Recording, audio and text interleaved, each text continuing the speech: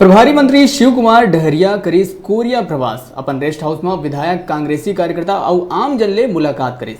फिर मंत्री Korea palace के भ्रमण करीस। ओकर बाद जिला कलेक्ट्रेट में समीक्षा बैठक में शामिल हुई, जेमा जिला के तीनों विधायक उपस्थित रहे। जिला के समीक्षक बैठक के दौरान रामानुज पीजी कॉलेज के 8 अतिरिक्त कक्ष के लोकार्पण घलो करीस। एक बाद प्रभारी मंत्री रेस्ट हाउस में पत्रकार वार्ता कर पत्रकार मन के सवाल के जवाब देहिस।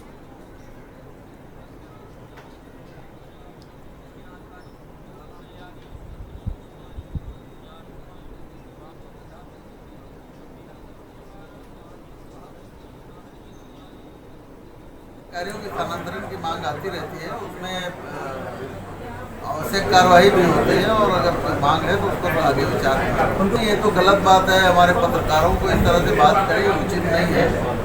इसकी अगर शिकायतें हैं तो उनकी जांच कराएंगे, उससे अनुरूप कार्रवाई करेंगे। देखिए, हमारे विधायकों में, हमारे महापौर लोगों में पूरी तरह सामंजस्य है। हमारे पार्टी के कार्यकर्ता और हमारे सारे नेता एक साथ काम कर रहे हैं, कहीं इस तरह की कोई बात नहीं।